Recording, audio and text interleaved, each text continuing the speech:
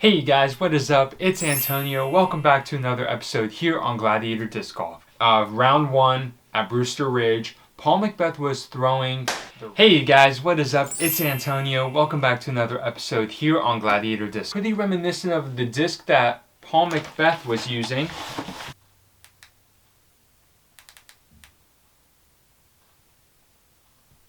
What the heck?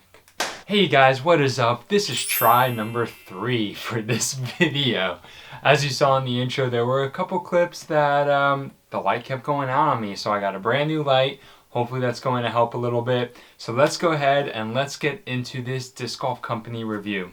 I am super excited that Storm Disc Golf reached out to me a few weeks ago. It has been such a pleasure getting to know them and talking with them on Instagram, and I really think there's a bright future for this company. One of the things that really piqued my interest about this company is that they're based in Texas. While I'm not a native Texan, I love the disc golf scene in this state and just how it's been growing so much. One of the other things I love about this company is that they're manufactured by Gateway. Now, a lot of people know Gateway for their putters and their putting plastics, but very few people give them enough time and credit for their drivers and mid-ranges. They have some pretty great stuff in the lineup. I've been able to try it out quite a bit. One of the things that I love about them is the wide variety of plastics. And so to hear that Storm Disc Golf is manufactured by Gateway is awesome. So without further ado, let's go ahead and let's take a look at what they sent me.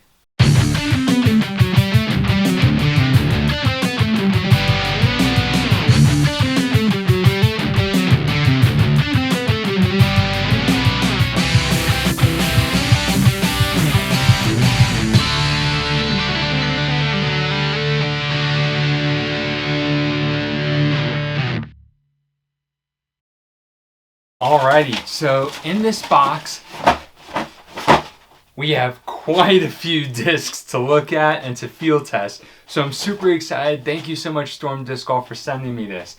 But as you notice, there's a lot of papers, and I promise this isn't some kind of like manual to learn how to use them. They are just discs. But we have some awesome information here. And it starts off with a letter from Storm Disc Golf, from Kirby himself, the founder. He and his wife founded this. One of the things that he talks about in this very personalized letter, which, by the way, Kirby, awesome touch. Thank you so much for making me feel like a part of you guys at Storm Disc Golf and feeling included in the family there. I really appreciate this. So one of the things that's really cool is that they started Storm Disc Golf a couple years ago, and then they actually, from how it sounds, had to put a pause on it because they got news that they were having a daughter, and she's now been born, and they've gotten back into it and re-energized, his words, re-energized Storm Disc Golf. So super, super cool. Cannot wait to see. We got some radars. We have a crater, Wallcloud, Eye, Abyss, and Maelstrom. So super excited to test these out. It is called Storm Disc Golf, so it makes sense why the names of their discs have to do something with storm. So let's go ahead. Thank you so much, Kirby. And let's see what we got. So with the Maelstrom, we have an 11 speed, 5 glide, -1 turn, and 3 fade distance driver. This disc feels, it has a little dome. Hopefully you could hear that. Not a whole lot of dome, relatively flat topped. It feels pretty good in hand. This plastic is nice and grippy. I feel like in all weather conditions, I would be able to grab this distance driver and feel like it's not going to slip out of my hand. It has just the right touch of tackiness. Now, this plastic is called, the Maelstrom is in category 3 blend plastic. So like Hurricanes, category 1, 2, and 3, and 4 and 5. What I've seen on the list is category 1 and 3.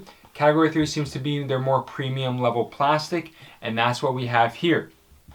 So definitely a good feeling driver. Feels a little wide in the hand. Almost feels like the wings are about as wide as a Destroyer or DD3 or something like that. It feels a little bit wider than of a Wraith. But yeah, overall feels pretty good. Now, one of the things that you're going to notice as it's flying is that this disc is pretty overstable, and that's one of the reasons why I actually don't throw the Wraiths or anything like that. Me and my new little arm, we just can't handle all that beef, and so for my distance driver, my go-to is actually the Streamline Trace, which is a little less stable. But I think for somebody who's looking for a headwind driver or who has the arm power, the Maelstrom could be a great option for you since it's able to really fight to the wind. The next two discs are the Abyss. Now, both of these are the same plastic category. Well, this is category 3, this is category 3X, which means that it seems to be a little bit faster, more overstable version, whereas this one has a lot more dome to it and is said to be a little less stable, so not quite on the understable side, but less stable than this one. I gotta say, this feels amazing in the hand. The plastic feels great. It's very similar in look. It's kind of transparent, so very similar to something like Champion plastic or Lucid plastic. And I really like that a lot. The stamps, I mean, are phenomenal. The artwork on these stamps, guys, is just great. And I think these are the stock stamps, so that's pretty incredible.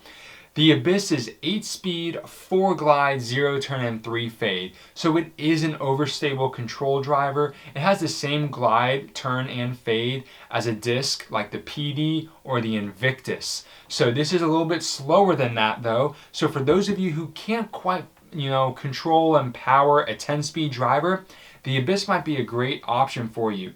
And while it is an 8-speed driver, it doesn't feel as sharp in the hand. It's obviously a pointed nose, so it is a driver. It's not a mid-range, but it doesn't feel sharp in the hand. So like when I power grip it, my hand doesn't feel like it's being pinched. So it's very, very comfortable. I gotta say, I really like these Abysses. Abyssize. I really like the Abyss. It feels great in the hand, and I love the slight differences in the flight of the two of them. Now, I really like these discs. If you guys really like this video, make sure you hit that like button. It lets me know that you want to see more content like this, and it just helps me out a good bit. I really appreciate it. All right, let's keep talking about Storm Disc Golf. When I was throwing these out in the field, I definitely noticed a difference in their stability, but because it is only an 8-speed and that's kind of right in my wheelhouse, I didn't feel that they were overly beefy. And that's great. 3 fade is definitely an overstable disc. I'm not arguing that, but I don't feel like this disc is going to turn over in the wind. Even the more understable version, it's not really going to be turning over in the wind. And so it's just great to know that even at a slower speed, I could still trust this disc in all kinds of weather. Alright, we have probably the most unique disc in the box and probably in Gateway's lineup and Stormcloud's lineup. This disc is called the Wallcloud. It's a 5-speed, 5 glide, 0 turn, and 3 fade. If those numbers sound familiar, it should probably remind you of something like an Innovarock 3. But I promise you, if you throw the Innovarock 3, you cannot just pick this up and think it's going to be the same. This disc is very different. If you notice, this disc has a double bead. Now, I remember probably within the last year that Gateway came out and talked about this on their new driver. A double bead, giving it more stability. That also makes it feel a little bit taller in the hand. So I have it in 2 plastics here, Category 1 and Category 3 plastic. They both feel great. I will say the Category 1 feels much flatter. It's the base plastic and it doesn't nearly have as much dome, whereas the Category 3 hemp blend has a little bit more dome. Not quite pop top, I don't want you to think that, but definitely more dome than the base plastic. These discs feel a little weird in the hand. While the plastic feels great, both Category 1 and 3 hemp, it feels pretty weird in the hand. Going to backhand grip it, I just feel like there's a huge divot in the wing here that just feels like there's a lot of empty space. And while the double bead doesn't really bother me because I don't feel the 2 beads in my grip, it makes the disc feel a lot taller. So I personally, for both my forehand and my backhand, I feel like it's a little hard to grip this disc reliably and to trust what it's going to do. I did find this to be a little less stable than the numbers state, but also part of the issue could be I'm just not getting clean releases with it because it just feels a little awkward in the hand. That being said, it is overstable, even if it does have a little bit of turn, maybe 0.5 turn, minus 0.5 turn, but it will fade. So for a lot of the slower speed arms out there, this could be a great headwind mid-range for you and kind of get you into a little bit of higher speeds with more stability and help you build out your bag. Up next is the Eye of the Storm, and I love that name. The Eye is a 6-speed, 5-glide, -1 turn, and 1 fade mid-range, or mid-range fairway hybrid. 6 speeds, you start getting into that weird ground of is it a mid-range or is it a fairway driver? And I gotta say, it definitely feels like it has the wing of a mid-range. It's not nearly as sharp as other 6-speed drivers out there like a Leopard. A Leopard is much sharper. But I gotta say, this disc feels fantastic. It is nice and flat. It doesn't have a lot of dome. This is the category 3 plastic again, so they're premium blend.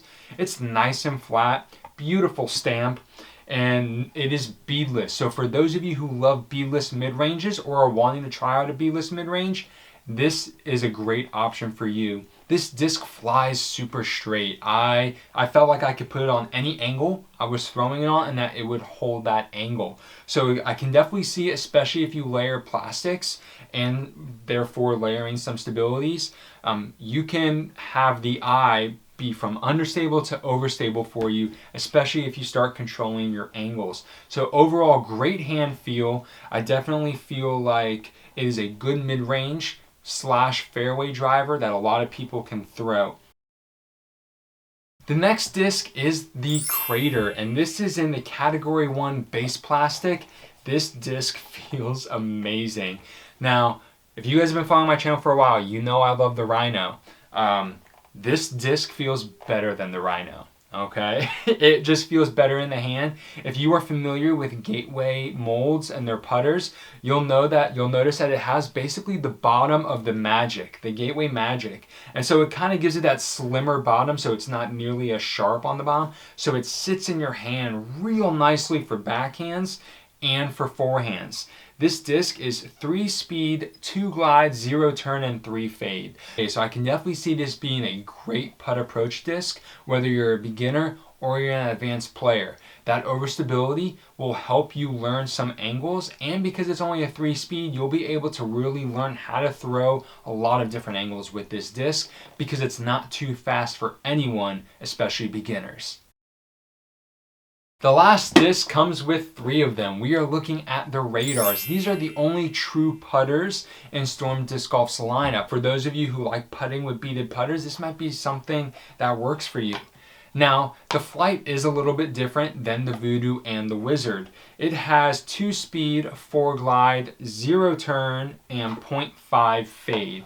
So it's pretty straight like a Voodoo, but a little bit more glide. I will say that these base plastics, the category 1, feel pretty good in the hand. Like that, it's a great tacky putting plastic. I feel like in all weather conditions it's not going to be too slick. It has more grip than DX, and so I really do like the way it feels in the hand. The bead throws me off, so honestly there's no way I could putt with these. I just don't like the bead. It also feels a little tall, and that can be part of it. It actually feels about as tall as the Wallcloud. So for those of you who like beaded putters and want a little bit taller putter with a higher rim, the Radar might be a great option for you.